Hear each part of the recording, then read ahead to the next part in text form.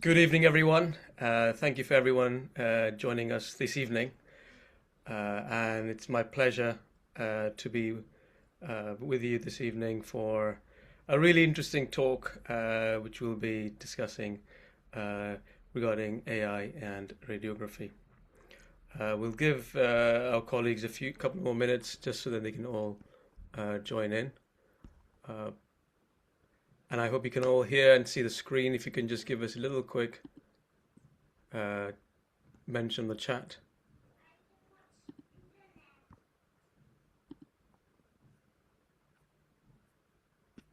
Very good, and we've got really good, excellent turnout.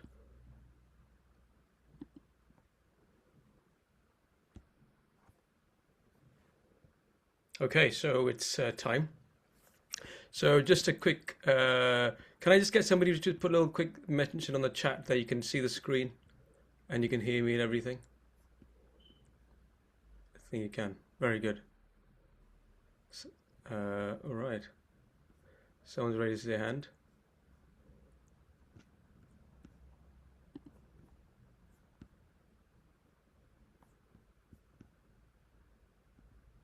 Okay, very good. Excellent. Wow, so we've got really good turnout. That's really fantastic. I wasn't expecting so many people. Chat is disabled, is it? Oh, chat is disabled. Ooh, okay. Uh, how do we enable chat? Is any the other guys here? Let me just give me one moment while I enable chat.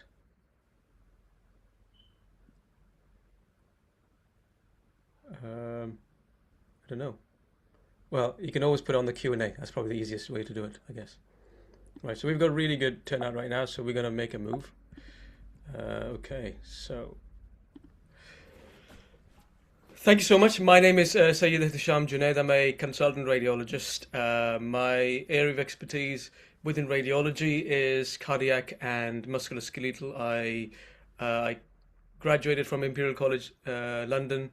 Did my radiology training residency program in South Wales and also specialist training in London in the Royal National Orthopaedic Hospital.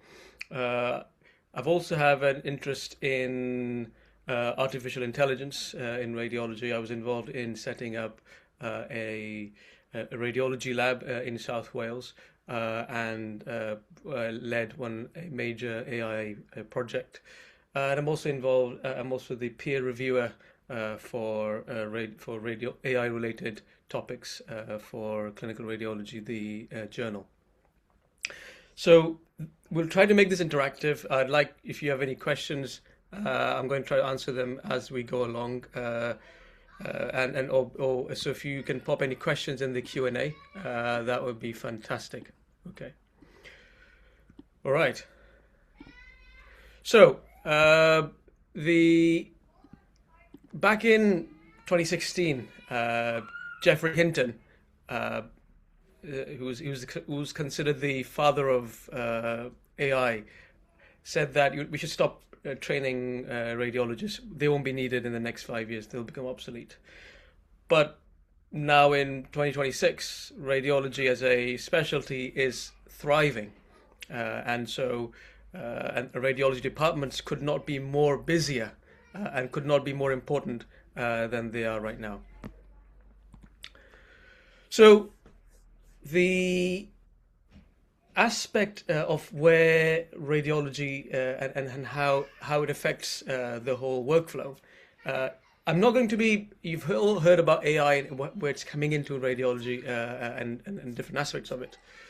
But AI essentially affects all aspects of radiology and imaging.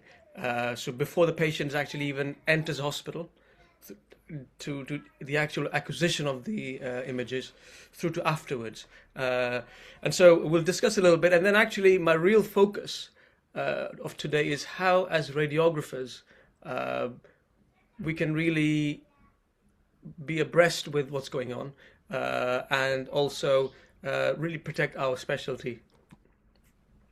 So where does the workflow sit into now? So most of you have been hearing about AI radiology. Pretty much every conference the last 4 or 5 years has had an AI focus. Um, Now that has sort of calmed down a little bit in terms of where it's heading. And in fact, everybody thought, robots will do everything, everything will be automated. And so, but where it's really actively being used is from the beginning, i.e. patient selection, through to vetting. So where even the patient selection aspect has multiple facets, from identifying patients who are likely to miss appointments, reducing no-shows in appointments, identifying high-risk groups through, and then vetting of radiology requests. So the clinician might ask for something which may not be suitable, so the AI recommends the best protocols.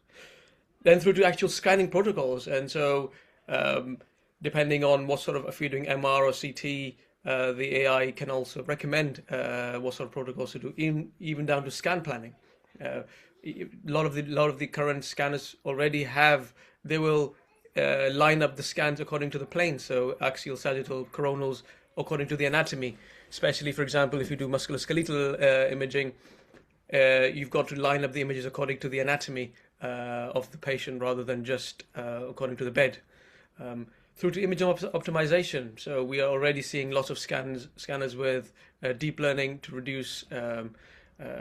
reduce scanning time. In my own department, we used to do an MRI knee in about, so I say 10 years ago, an MRI knee would take about approximately 15, just over 15 minutes.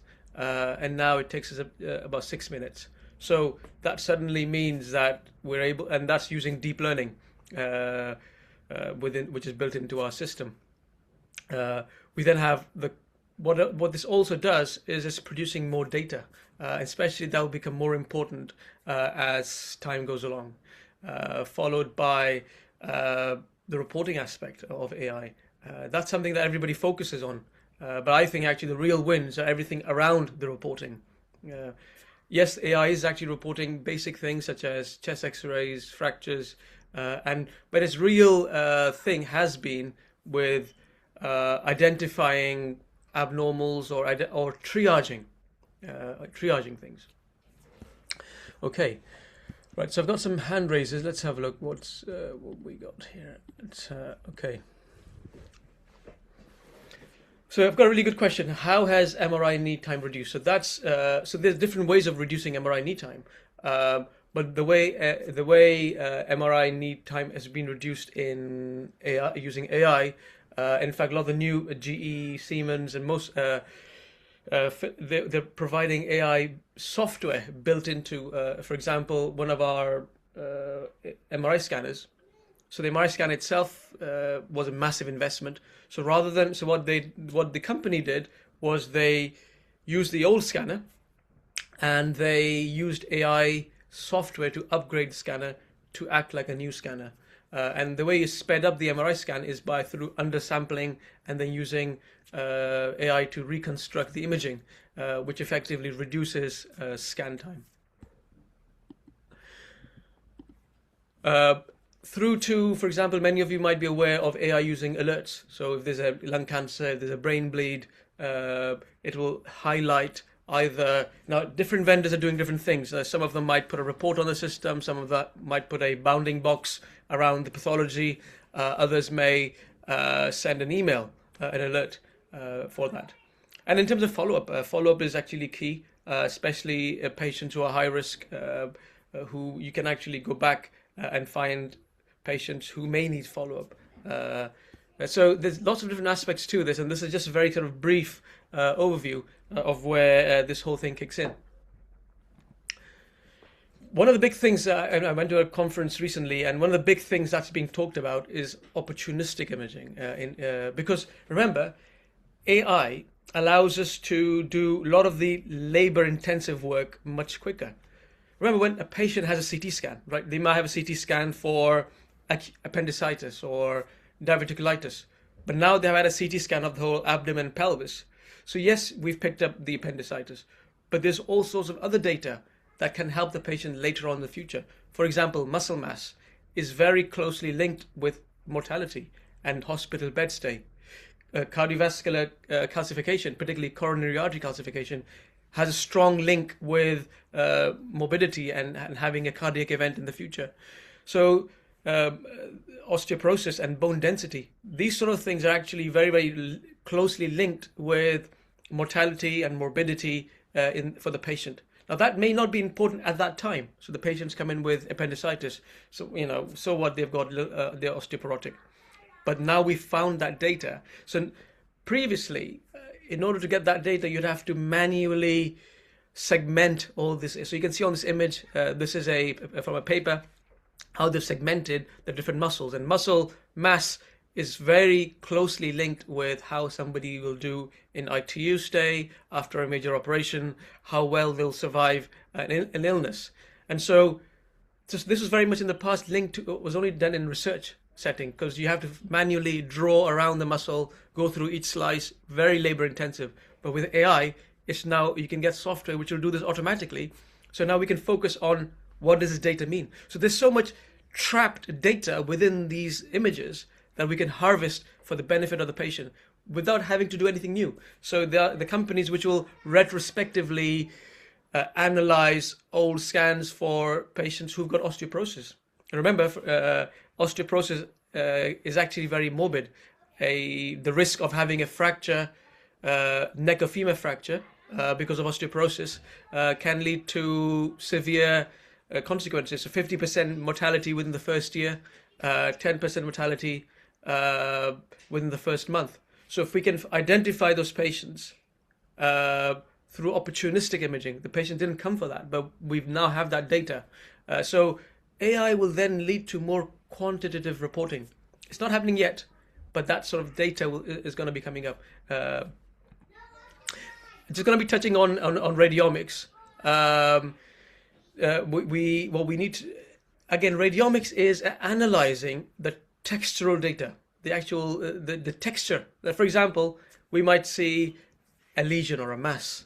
Now, to a visual analysis, it all looks gray or little shades of gray, but at a pixel level, one disease is going to have a slightly different signature to a different disease. And then so again, doing that manually took a very long time, but thanks to AI, you can analyze this data much, much quicker and then start seeing trends in all of this. So we can see whether there's tumor response, whether there is any specific, which type of tumor it is. So for example, in lung cancer, by doing radiomic analysis, they can tell whether this tumor will respond to which sort of therapy. Simply to the naked eye, the analysis which just looks like a tumor, but actually radiomic analysis of that tumor will actually give us a bit more detail of which type of tumor it is without the need of biopsy. Yes, biopsies are done and we need the specific histology, but you can tell a lot of that data simply by the imaging. So the cool thing is actually also this will help with the AI. Is a big investment, and many organizations are doing for training and education, where we've got so much data. Hospitals have huge PACS systems and tens of thousands of CT scans and MRIs, and so you can use AI to retrospectively analyze of the cases for teaching purposes. You can harvest data both for report checking, and so that's a real interesting aspect, especially if you wanted to go for training from image interpretation through to the actual analysis of imaging. That's really huge opportunities there. But what's the consequence? Now in my own department, previously we were able to do 4 MRI knees in an hour. Now we do 7 MRI knees in an hour. So that means more work, right? So because more scanning, more imaging, more data, more quantification. So actually it's getting more and more complicated in some ways. Now, there's a saying that science doesn't solve a problem without creating 10 more. I don't know if I've got that right. So yes, AI will be solving some problems, but it will be creating new problems for us to solve. One of them, many of them will be being, you'll be producing a lot of data. Some of the data might be might not be useful. And so trying to sift through which is the useful data, which is an artifactual data, and which is genuine data. And so all that is coming along the horizon, especially as the new systems get upgraded. You'll be seeing more and more of this in the next few years. So that's sort of the very brief summary of what's going on in the eye. I have not given specific examples, but it's from a radiography point of view, most departments are using them for current use of AI being used to reduce AI, CT dose through again AI algorithms to actually reduce dose, using less contrast, faster imaging, and even matching imaging. So, for example, somebody had a CT scan 10 years ago and then has the same scan a while later, it will match the images, so then you can correlate quickly what's going on. So that's the real that's the kind of overall summary, and I actually really want to focus on this bit. But before we do that, are there any questions? Okay, let's have a couple of questions. So the first question is, how do you justify the expense of AI software price with details provided, budgeted, and budget-related question? This is really, really good question. So a recent paper has come out, of a number of them, and talking about the return of investment on AI. Now, at the moment, most businesses, I'm not necessarily talking about radiology related, have not seen a huge return of investment in AI from AI. Now it's now pretty much the done thing. Every single vendor, bar none, when they are selling an AI, when they're selling any hardware, they're also selling the AI with it. And in fact, they stick an AI badge to something, and they will charge you more. So you really need to think about how does that, what problem is it solving, right? If you are looking at budgeting. Now, for example, if you have got a really big backlog of scans to do and you just do not have the capacity to scan them, then maybe paying for a scan, an upgrade which lets you do a scan faster, may pay for itself. Okay. Other things are happening, and could be seen as a threat, is that now some of the MRI scanners and CT scanners have become plug and play, right? So you don't even need technical skills, because it's so AI driven. The AI will plan the scan, the AI will even do all the scout imaging, it will do all the sagittal coronal planning. And so, which means that people who aren't qualified or have as much experience can operate these machinery. Which brings us to the aspect of the threat of AI, which I discuss, right? So that's sort of the way you would look into it. And so you really have to be careful, right? That sometimes you may have it may do lots of things, right? It'll say it'll do this, this, and this, but is it solving your problem? Will you get a return of investment by getting that extra bit of gadget or bit of software? And many of them, especially image interpretation, aren't quite there yet. So some things which are useful are particularly the things which are before and after the imaging. So improving the image quality, reducing dose. It may be that if you're doing a screening program, you want to have a low dose CT scan, and AI may be able to justify them. So those kind of things where you need to think about. And really, there's a point to this. I'll mention this now. Is, as I'm assuming most of you guys are radiographers, or have a radiology or radiographers, is really get equipped with what the AI is actually doing, right? So you don't get fooled into buying something that you don't need, or you get overpromised. There's another question. What safeguards do we need to ensure AI-driven opportunistic imaging but the AI complements rather than replaces? So this is a really good question as well. And so in the next 4 or 5 years, especially I know in the UK it's happening, and a lot of new vendors are doing, is a lot of this stuff is quantitative data, right? So opportunistic imaging of, what is a muscle mass? What is a bone density DEXA score? What is the calcium score? What is the liver density? These are all associated with. So these aren't really replacing the radiologist. There's more quantitative data. So it's making the scan more complex, right? Previously you said, right, this patient's got appendicitis. But now you got a number which says risk of fracture 50% in the next 10 years. So now you've got to incorporate that into your report as well. Because then if the patient wants to have a fracture or have a heart attack or something, They say, well, it was mentioned in that risk factor was mentioned in my opportunistic imaging, and so that's where it really comes in. And with time, those models will get more and more accurate. Do you think AI startups should focus on RN? What's RN? If you wouldn't mind explaining what is RN. Any online imaging resources, I will mention that too. Okie dokie. Right, so the next bit um, is AI a threat, right? So what is coming, right? What is in the next few years?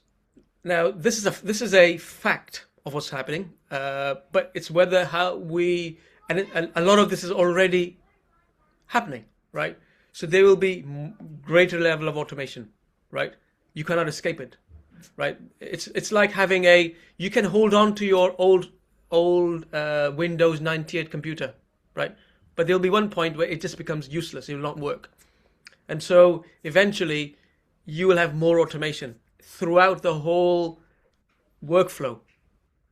Um, there will now you can depending on how as things develop and they become more consolidated. At the moment, everything's very separate. You know, somebody's selling this image optimization algorithm. Somebody's selling how to reduce attendance failure.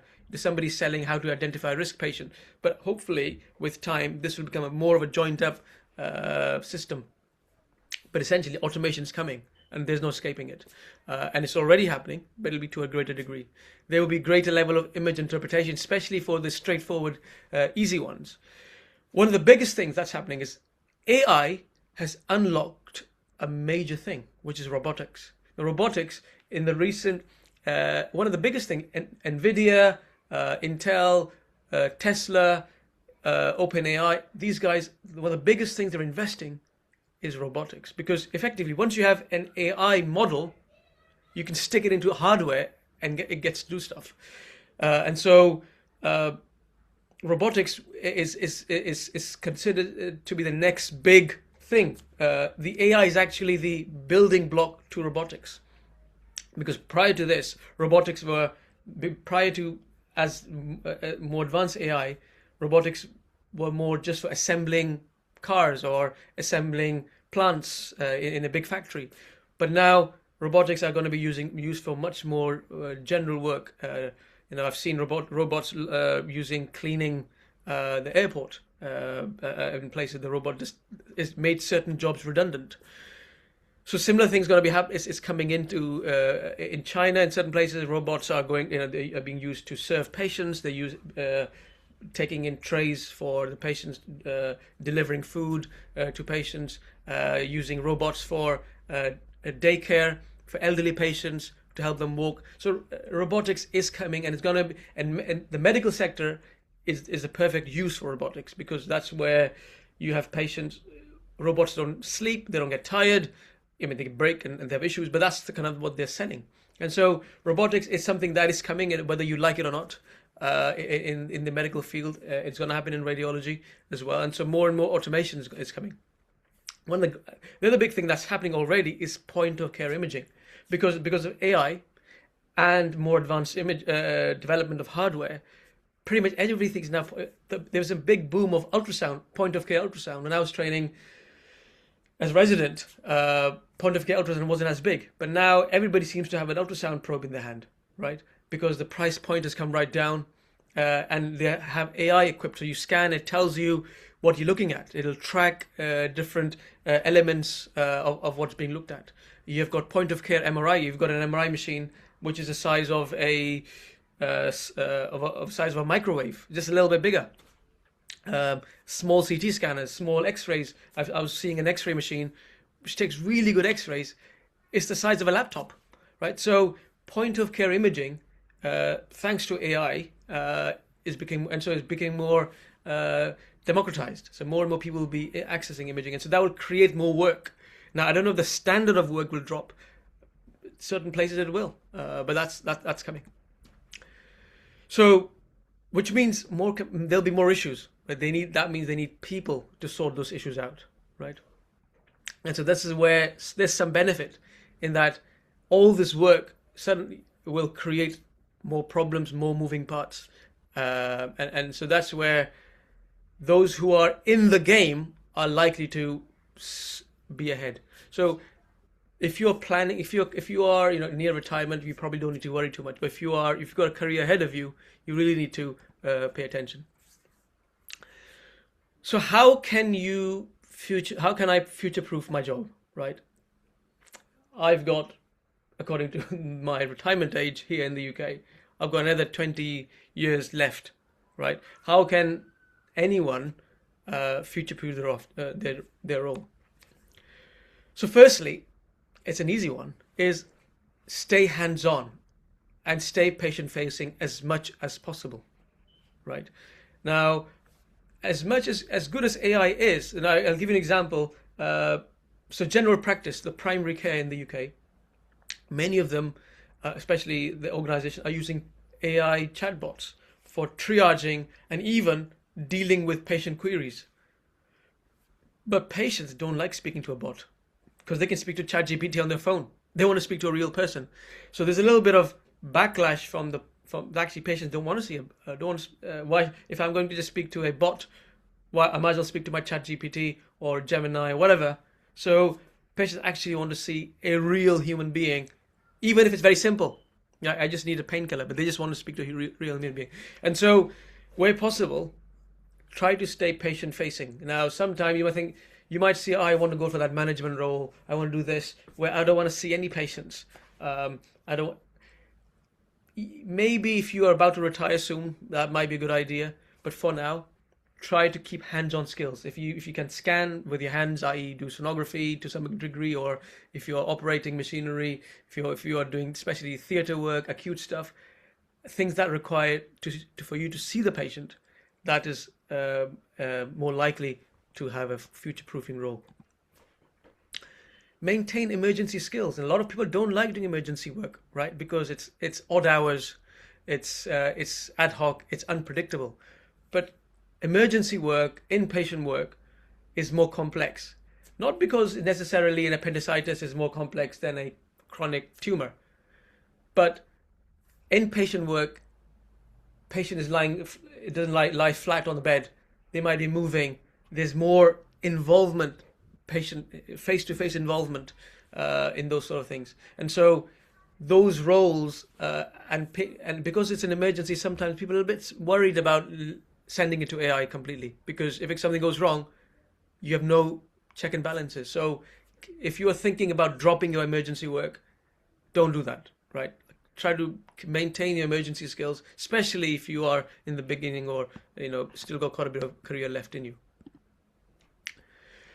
So this is really this topic kind of answers a question earlier on, is you really need to start developing AI literacy and technical skills. Now, doesn't mean you start coding or you start knowing the ins and outs, but actually knowing some basic level of how things are happening. The good thing is that there's so much AI available to teach you a lot of this. If you are going to go to the market to look for a specific AI product, so you need to look through some of just like a doctor has to prescribe a medication, and you'll have different drug reps trying to say, well, actually, our drug does this, our drug does that, our drug does this, and your hospital has to choose one of them. If you've got a choice of a few, then you really need to look at the data. Okay, how was their result? What data was used to train their model? That's really important, right? If you are based in a particular part of the world, right, but your model that you're buying was trained in China, and you don't have a Chinese population, then those two might not work, right? Because that data is not relevant to you. It may be very, very good in the Chinese population, but it might not be useful for you. Okay, so there'll be inherent bias in the system. There's already known biases in models because those models tend to favor the data that was used to train them and then used to fix them, are often very Western centric, or China and the Far East has been really, really up there because they've got a lot of data which they've been using to optimize their AI system. So you need a system which will work with your data, with your population. And not just that, developing AI literacy skills will help you pick up issues in the system. Because no system is perfect. Just like when you buy an MRI scanner, does that mean you don't have any patient artifacts? There are loads of artifacts that you then use. Then you need to kind of, if you're good at what you do, you'll pick up the artifact, then you'll fix it as much as you can, right? You'll see, well, this is what type of artifact it is. Same thing with AI. It produces artifacts in imaging, how the images look, artifacts in the data that it produces. So if you're getting, and if you don't have that literacy in how what's going on, then you will do a disservice to patients. And using it to improve what you already have. The other thing is, really, AI is going to be doing the more of the routine work, right? And so you really need to develop, where possible, complexity to your role. Things which are, cardiac. I mean, cardiac imaging is, from a radiography point of view, is a tricky scan to do. Although there are really good models out there which will do a lot of automatic planning for cardiac imaging. It'll plan, but generally, these patients they might need to require dobutamine for stress testing of. There's a lot of positioning within the ensure the patient is positioned well. There's safety issues, nursing, and so it's a bit of an involved scan rather than something outside. Patient has a scan done off the go, and so you really want to add complexity, which is more difficult for AI to do straight away or as easily, where there's a lot of more human involvement. And so really, when you're thinking of skills you're doing, try to think, okay, could AI do this? Is this something I can do with my eyes shut, without thinking very much? And probably AI might be able to do it. And so those are the kind of things. If you're thinking, well, I need something which has me speaking to a patient, touching a patient, handling, some equipment around them, which is more complex than simple machinery would be able to do. And those sort of things. And is there a safety element, which a human needs to be there? And also, a lot of people, radiographers, like to hang on to one modality, right? I'm a CT radiographer, I'm an MRI radiographer. And that's true, and that's how a lot of the most senior radiographers have developed into, where they're really good at MRI, really good at CT. But where things are going in the future, a lot of the routine work will be done by AI, right? The actual routine output will be done by AI. It'll leave, so you need to be more flexible, right? And actually try to develop a cross-modality skills, which allow you to work more flexibly, especially in smaller centers where AI is being really rolled out to help with workflow issues, workforce issues. Now, I know smaller private clinics who have a very small workforce, but there's demand. They need a CT radiographer, they need an MRI radiographer, but they cannot necessarily afford, or they don't have the skills or the right sort of people around.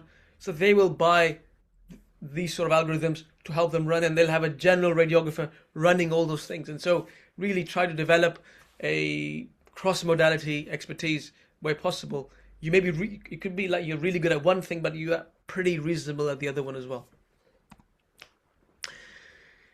And really try to show value by engaging with other disciplines, other medical and non-medical specialties, where you show value of you being around rather than the AI, because your colleagues will see value. We want this to be done by a person rather than a machine or a robot, and so that's really where the societies engage, the individual from an individual point of view engage, and we do a lot of multidisciplinary team meetings, right? I don't want to be speaking to a algorithm. He may or it will be able to list all the different possibilities of a particular disease, but I don't think my colleagues would like to speak to a person, because persons take responsibilities. Okay, what you really want to be able to do is create your own niche in AI, because remember, when we say AI, it's such a generic term. It's so many different facets to it, right? So you can say, well, I really like image optimization. I'm going to focus on that.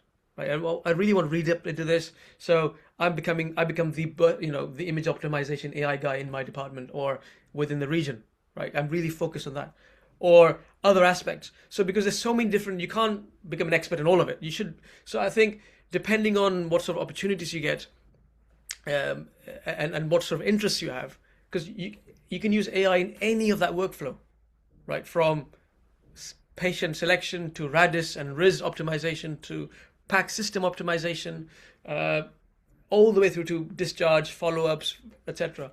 And you might find a niche within that. Actually, this is what I like, and I think having that AI niche will make you more employable.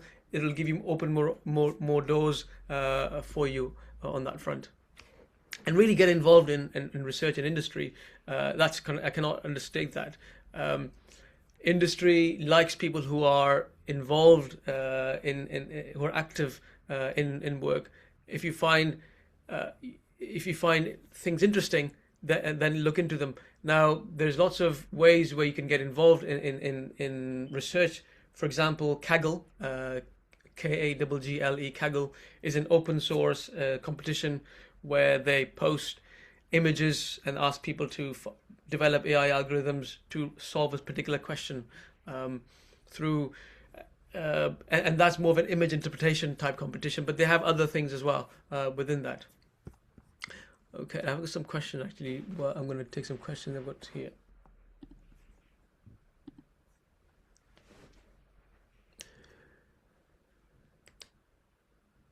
So the question is, what should AI startups be focusing on right now? Now, as I said, AI is so big, and which bit of AI are you talking about?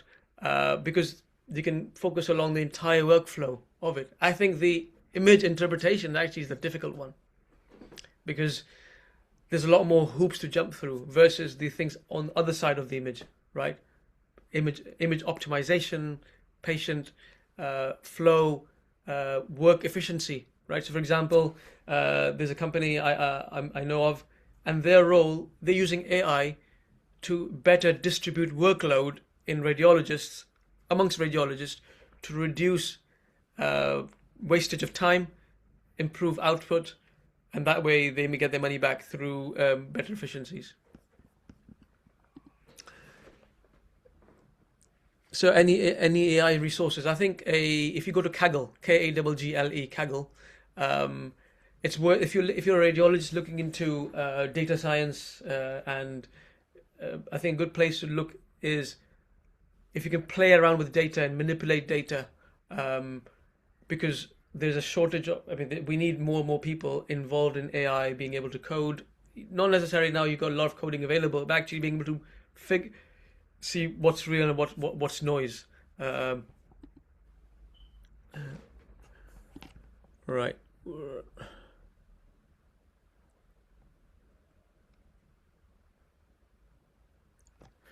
How close are current AI models to being fully integrated into routine clinical workflows rather than used only as decision support systems? So some of them are actually fully available, especially in the States. They are being used um, in RIS systems. They're used in um, hospital workflow as full on. So a friend of mine, when he's got he's a HIV consultant in the States, and when a patient comes in to his clinic, the system looks at everything he had done in the past, produces a summary of all the things he's done. It then he types in medication he's on, the symptoms that the patient's getting, and it gives him a recommendation. This is what you need to do, right? And so, which makes it very difficult for the training of the new residents who are training in that because the AI is giving them the answers. So what they've done is temporarily stopped that aspect because it's so good, right? Because in his line of work, they're just manipulating medication, right? What sort of these are complex patients with HIV, um, and so they're manipulating the different retrovirals. If they're getting side effects from a particular retroviral, then they'll change dose. They might give something else to help with the side effect. But the AI will tell them all that. It'll give them a regime. It'll give them all the different things they need to do. But from a training a resident, it's terrible because they're not engaging their brain. Um, how can AI radiology models be validated to ensure patient safety, especially in high risk imaging such as CT MRI? Okay, so the validation of AI models now is done through data. You then it's considered a medical device, right? An AI model, for example, imagine an AI model which detects lung cancer or detects. It's considered a medical device in the UK, and so it needs CE marking, and in the States it needs FDA approval. CE marking comes in different categories, and this is a specific category, which is a very high threshold to meet in order to qualify. And so there's a lot of data they have to submit and show their data to be able to reach that. Now, some countries will have their own ways of validating this, but a lot of organizations use the CE marking and the FDA approval as a surrogate marker for their own home, which if they don't have as robust regulatory systems in their own places. So if you're developing a product and you want it to have kudos, then you want CE marking and FDA approval, and that way you follow the that in itself is an entire big industry. Are AI vendors doing enough? This question from the UK. I recognize the name. Are AI vendors doing enough to back up the use of their systems with relevant research? This is the million-dollar question. So they have to show what data they're using. They have to show that how they've trained their model, right? And what systems were used for this. Many of the systems allow for feedback into the actual original algorithm to allow for improvement. Now, if you're talking about AI models, for example, speeding up a scan or reducing artifacts, for example, you can get AI models which reduce metal artifact either on CT or MRI. Now, those sort of things they're not dependent. They're not clinically dependent on that image in the sense that it's not producing a report. So if you don't like the image, you take another one or you do something else. But things which are have, for example, which produce a report, a lot of them have a built-in feedback system, and they accept that it will not be perfect. They do have to produce some level of specificity and sensitivity to get CE marking. But I think with time, this become more and more as less important for the more common uses. But it's a very important question.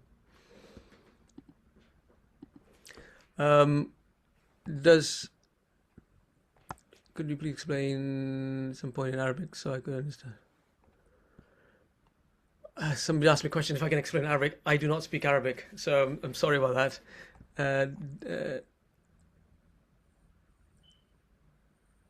So how do we get more data?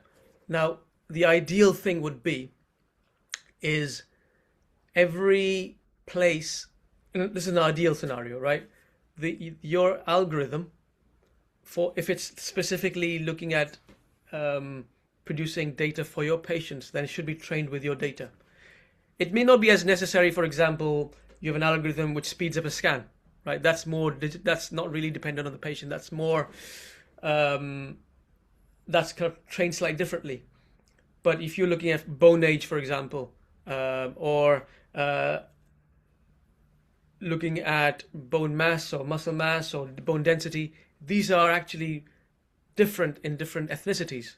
And so you really want data trained for your population. And so the tools are there. And really, if you've got in your own hospital or a group of hospitals, you should try to develop your own local things where possible, in things that you think will be useful, which are very much dependent. A good example being bone age. Bone age is a very common thing. You take an X-ray of the wrist, it tells you the child's bone age versus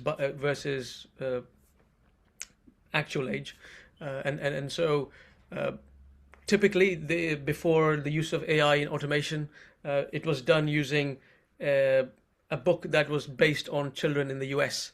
Um, in the I think 60s or 70s, and so that sort of population was used to apply across lots of countries, and now that's become irrelevant for many patients because they just do not represent. Those two populations are different, ethnically, in terms of even the diet from then and now is different, and so that's really, in order to do that, then you need to have this entire thing about data, and trying to get that relevant data local to you. Um,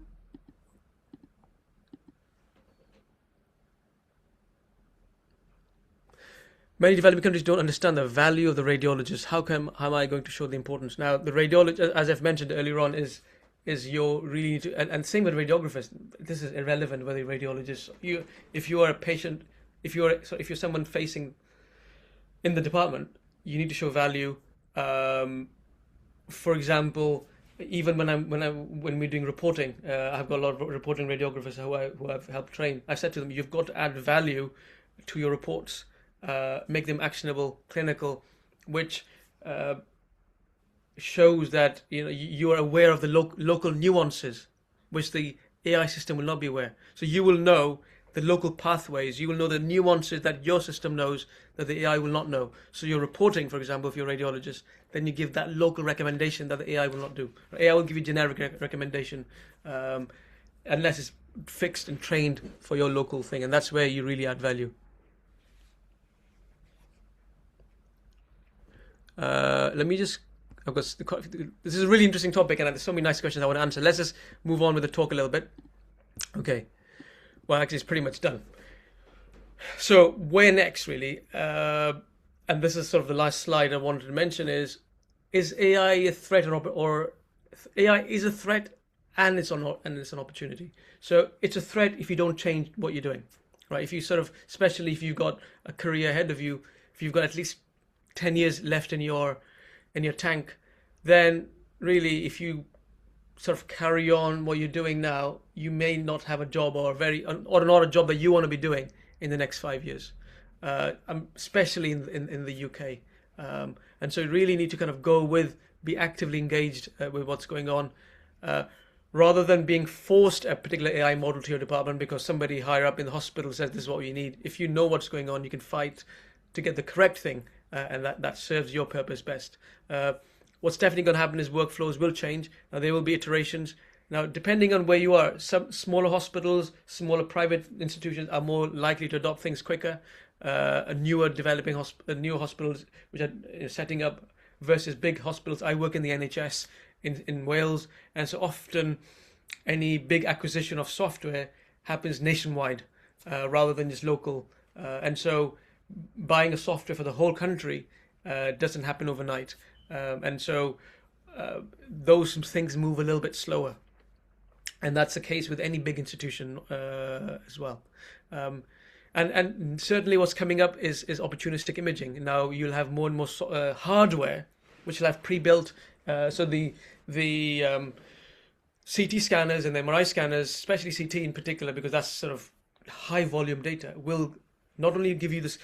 For example, when we do dual energy scanning in CT, or spectral scanning, the scanner will give you data, right? It'll produce you what is the different peaks of whether if it's water, phosphate, or calcium, or whatever spectral imaging you're doing. The CT scanner produces those numbers, and then whoever's reporting will use that data to figure out what sort of, if it's a calcium stone, if it's a calculus, so that sort of this opportunistic imaging, the CT scanners will start coming with this data. They'll produce that data along with the scan. Bone densities, DEXA equivalent is this, coronary artery calcification is this, and so that's going to come. It's a matter of how then we adopt that into our workflows, and really adopt before it's too late. So let's just go back to a few questions, because I find this really fascinating, because it's something that's going to come, and it really it's an important aspect. So I'm a radiographer, and programmable, that makes a difference in any way, and I'm not fully sure of that question. Can we access the recording? Yes, you can access the recording. You'll get that emailed. Will there be any time in the future that AI may replace real-time need for doctors in case of radiology? Now, that's the whole point of what we discussed. I don't think so. What will definitely happen is AI will do routine stuff, regardless of radiology. Forget, a patient may come and see a robot which will check their blood pressure, look at the temperature, do the SATs observations. A robot does not necessarily mean something with looking like a humanoid. It might just be you put your hand through something. I mean, those things actually already exist. But essentially, some of the routine work will be done by robots or robotics, and that's happening. And many places have already adopted that, and that's so. What will then happen is that the more complex stuff will be left for us to do, which means that which is not ideal, right? Sometimes you want to have a mix of easy and complex, but if you're constantly dealing with complexity, that has issues with burnout. And so that's something as a human race and the population and healthcare professionals we need to think about, right? If we, when I'm reporting MRIs, if I'm reporting 12, 13, 14 MRIs in a go, I'm expecting a few to be completely normal, right? I'm expecting a handful to be abnormal but fairly straightforward pathologies. I'm expecting maybe amongst all of that, depending on what worked, maybe 3 or 4 difficult cases. It'll take me a while to figure out. And if I have to report 15 really difficult MRI scans, it's going to be tough, right? It'll take ages to report, because the time that's averaged through reporting, it's a mix of easy and complex, kind of averages out what is expected. And so it's not something I want to be doing. So I guess it's how we really, and that's something we might end up having to use other AI tools to make those complexities a little bit easier. All right, and really, where possible, stay engaged with the patient, whatever you do. Right, as much as if you like to do a management, that's fine, but even management roles are being slashed a lot, because especially now, not necessarily those are, remember, if you're in the government sector, effects come a bit slower because there's a lot of protection, right? Because if you're in the NHS or if you're in any other government sector, I know there are a lot of people, attendees are here from Middle East and other parts of the world. If you're working in the government sector, you're a little bit protected because changes come a bit slow. With smaller organizations, things happen quick, and so it's a matter of trying to stay, especially the management roles are being replaced. Because what is a manager doing? Some of their role is decision making. Now AI is doing some of the decision making, and AI will say, well, we do a really accurate. We map everything out. We don't get emotional, right? And so you might have one manager doing multiple management roles because they're using AI work. And so even if you're involved in management, try to have some level of patient contact where possible, right? It's just more for, I mean, I might be wrong. This is just my own personal feeling. And I tell this to all the radiology residents, that, stay in touch with the patient, right? You don't want to be staying behind a screen, right? Okay, right, there's some interesting, so I've done that one.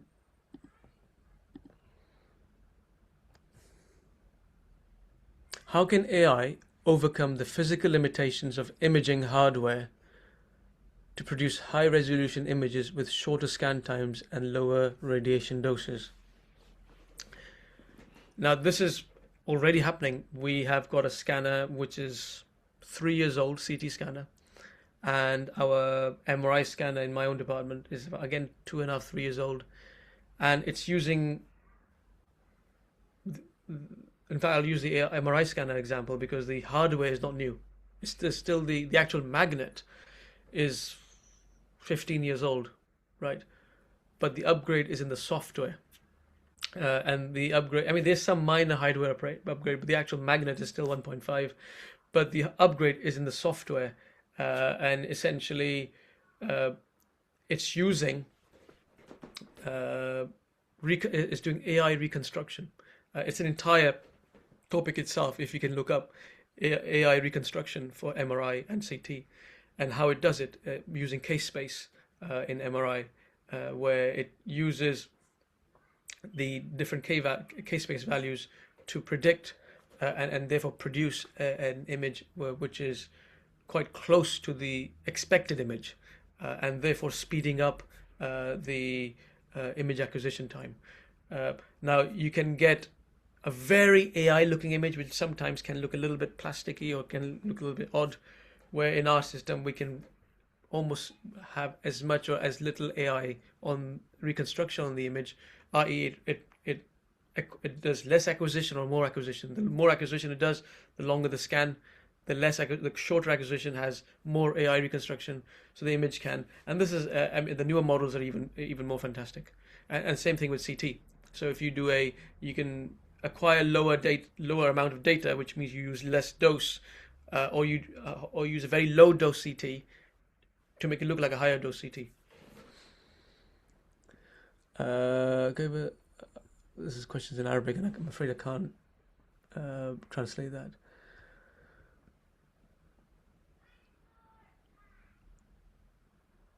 So there's someone here says, I have the ability to create and develop programs, and I am also a radiographer. I can create some programs to integrate them into radiology work, and I'm originally a radiographer.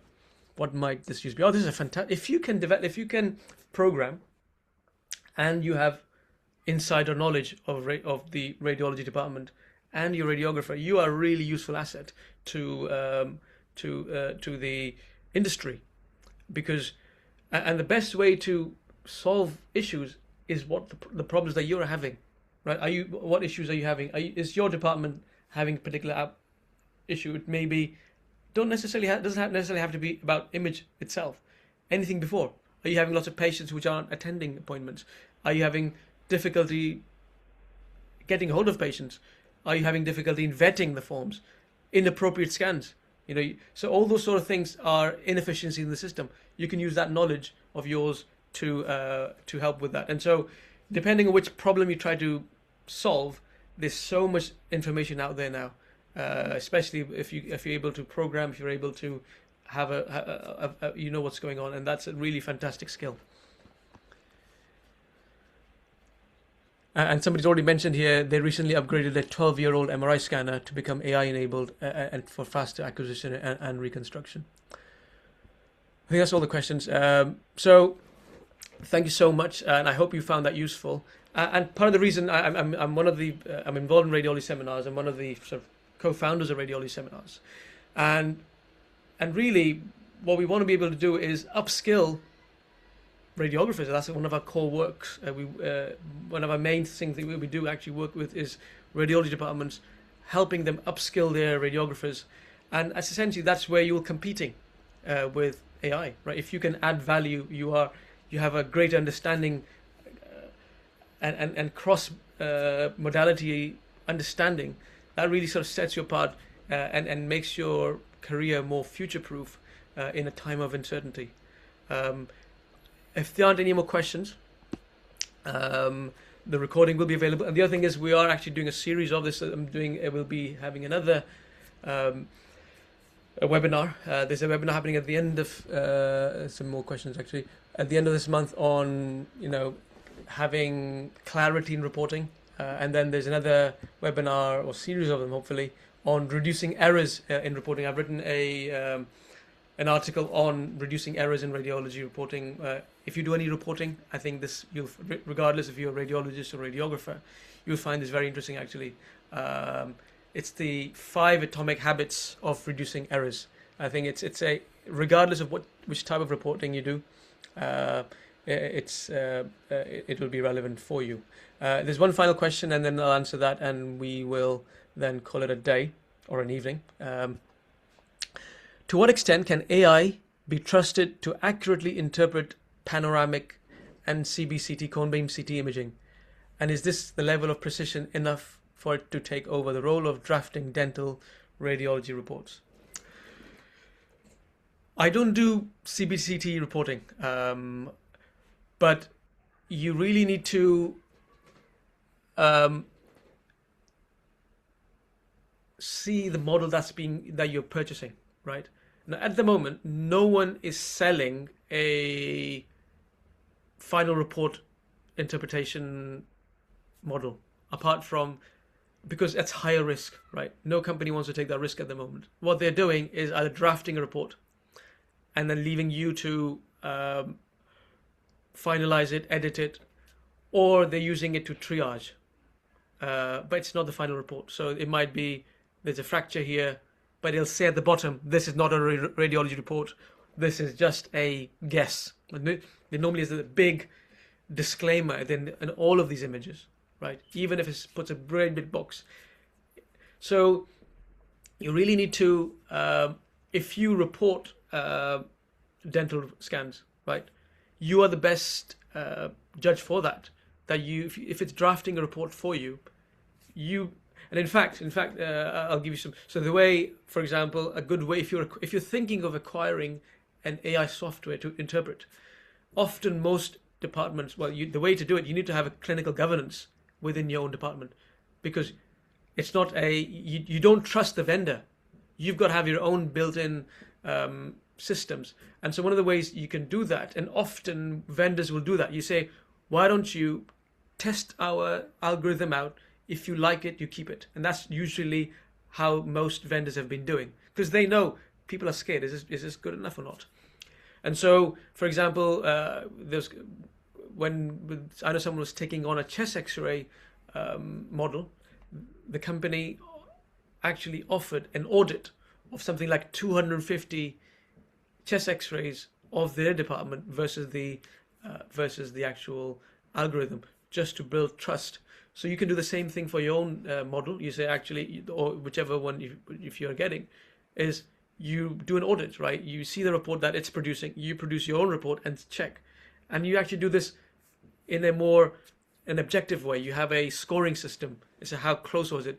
Then you probably need to do a decent number to be able to tell whether it's actually good enough from your perspective. Once you're happy, that you then produce policies within your own department. This is what we've done. Because if something goes wrong in the future, you will say, well, did you just adopt it blind, or did you have a system to ensure? And then not just that, it's constant iteration, because sometimes algorithms can misbehave, right? You don't trust them, right? And so that's really down to your local governance point of view. I don't personally report CBCTs. I'm not sure how good they are in terms of, but certainly even if I was using a really fantastic one, right, it does not matter, because your population is different, right? You will have a different demographic of patients. You'll have a different pathology that you see in your local area. So every algorithm you get, you really need to test to your population. And so you never buy an algorithm or a system without testing, and that's kind of a given as well, right? So you actually say, well, we're going to test this for 1,000 patients or a year. Some organizations allow for an entire year of free testing, and they think they're confident, and they're trying to get you hooked to their software. But your goal should be, is this actually good enough, right? And so that's really the way to go about it. I hope you found that useful. If you have any questions, please feel free to email me, and if there's any sort of useful courses you find, and do check out the website as well. And I hope we'll catch you at the next webinar. It's done by Dr. Imran Lasker, and he's going to be focusing on clarity in report writing. So it's the structure of the report of how you need to be aiming at. Have a nice evening. Take care.